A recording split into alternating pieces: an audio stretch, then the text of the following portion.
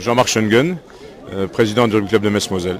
Alors vous pouvez peut-être me dire en quelques mots ce qu'est ce club Ce club, c'est tout simplement un des premiers clubs, c'est le club le plus important sur la durée d'Alsace-Lorraine, avec cette année près de 450 licenciés.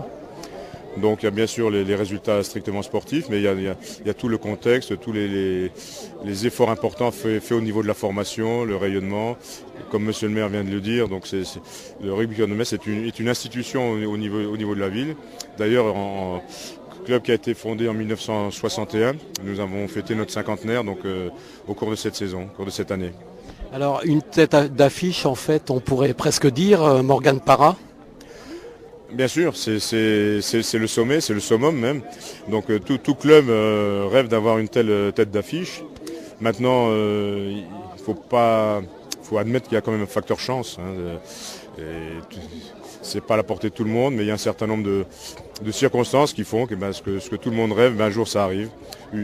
Des qualités particulières, une famille particulière qui vit de et par et sur le rugby, une envie, des qualités bien sûr, et puis un parcours qui permet petit à petit d'accéder au sommet du rugby français.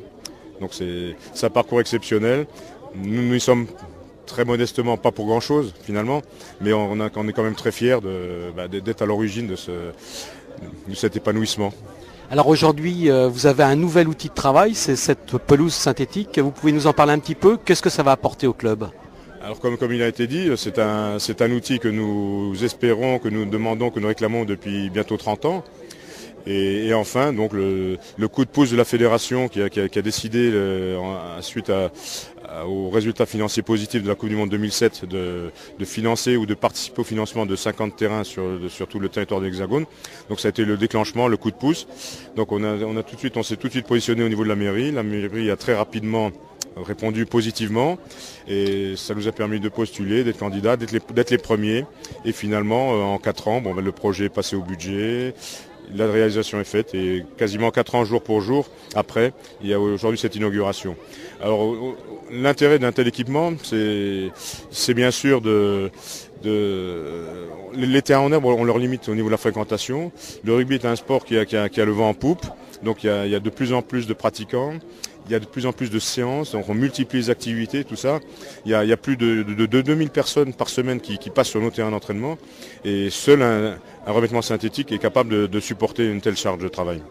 Vous ressentez beaucoup cet effet Coupe du Monde? Il y a de nouvelles inscriptions depuis? C'est pas aussi colossal que sur la Coupe de 2007 qui a eu lieu en France, bien entendu, mais cette année, les retombées, c'est quand même indéniable.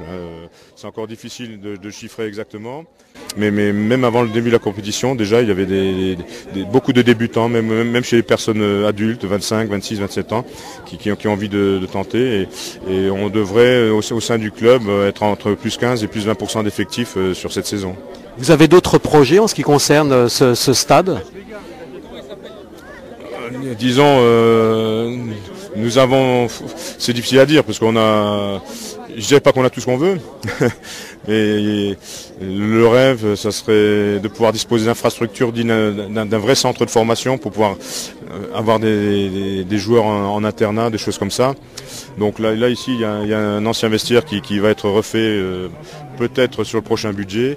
Donc ça fera partie de nos demandes, de bénéficier de salles de cours, pourquoi pas d'instructures d'hébergement, etc., etc. Donc c'est ambitieux, c'est un petit peu disproportionné par rapport au niveau de notre club, mais pour la région, c'est indispensable. Il faut que nous ne pouvons que compter sur notre formation pour persévérer, pour progresser, pour assurer la pérennité du club. Et donc il faut qu'on multiplie les actions à ce niveau-là. Et si les infrastructures suivent, ça sera d'autant mieux, quoi. C'est combien de jeunes que vous recevez là par année?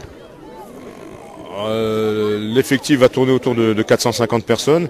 Après, les jeunes en fonction de l'âge. L'école de rugby jusqu'à 15 ans, c'est environ la moitié, donc c'est entre 220, 230, 240 gamins. Ensuite, il y a une centaine d'adultes. Il y a les catégories intermédiaires, cadets juniors, où il y a aussi également une petite centaine de gamins.